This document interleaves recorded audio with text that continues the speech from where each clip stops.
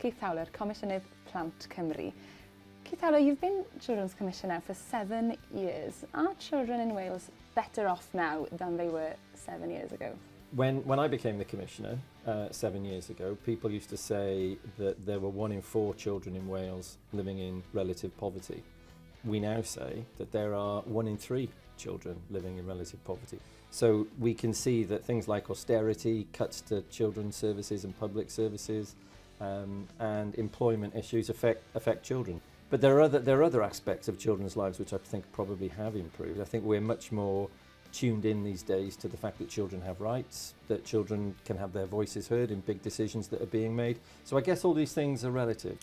You talked there about child poverty, of course, and it's been in the news recently. If the Children's Commissioner's role can't play into this, what is the purpose of the Children's Commissioner's role? The role of the Children's Commissioner is to promote and safeguard children and young people's rights. Yeah, so you're right. I mean, there are certain things that the Children's Commissioner can do, and there are certain things that the Commissioner can't do. Issues around child poverty, for example, is a non-devolved area. The powers only go so far. One quote I noted in the recent review that's been of your role is that one person said, he's very good at listening, but not so good at changing things. Is that the reality of your role? Therefore, you've explained why there are limitations on your capabilities. Is that the reality, and is it a criticism that really justifies I mean, 1.7 million funding? I think, yeah, the role of the Children's Commissioner is to listen, and it's to help people see the world through children and young people's eyes, yeah? But the Commissioner hasn't got a magic wand. You know, like you say, £1.7 million of public money isn't a massive amount of money in relation to child poverty, for example. But it is without doubt a long burn, you know. I do everything I can to encourage people to do the right thing. But at the end of the day, the Commissioner can't compel people. You can't make them do things. All you can do as the Commissioner is name them and shame them.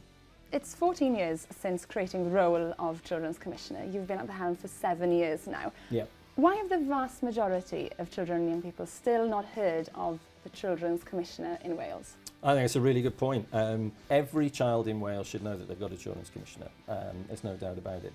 But within the legislation, I have to focus on those children who are the most vulnerable children. Whilst we could spend all of our time on an awareness-raising programme about the role of the Children's Commissioner, actually what we also have to do as an office is focus on those children who live in circumstances where they need the support of a Commissioner. So there's 2 parts of this, I think. Was it disappointing for you to find out that in the review, only 14% of children and young people had heard of your role? It's not. I think that's a realistic view, and it's kind of comparable, unfortunately, with commissioners across Europe. What's pleasing, I think, is that when more and more children and young people think that they need to get in touch with the Commissioner about matters that affect them, they do. So, you know, my casework service is pretty consistently On that point, used. actually, last year from the review, you got 526 issues raised from the outside with your office. Only 39 of those came from children. Is this invisibility with children and young people affecting your job? The classic phrase that people use is that children and young people don't complain, and to a large extent that's true. So the people who tend to get in touch with this office are parents and carers and grandparents and professionals. It would be fantastic if children and young people got in touch with the Commissioner's office more and more. But generally, children and young people don't do that. Part of the kind of awareness raising about this is also about spending as much time as we try to do within schools and other institutions, just getting around, meeting with children and young people, talking to them about the issues that are important to them. For the new Commissioner, what are the main challenges that lay ahead? You need a really good sense of humour and a thick skin to be the Children's Commissioner. I think we might want to take a look at how children in residential care are treated.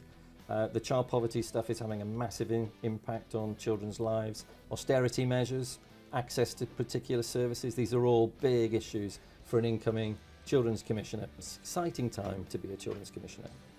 Keith Towler, diolch yn fawr iawn i chi. Diolch.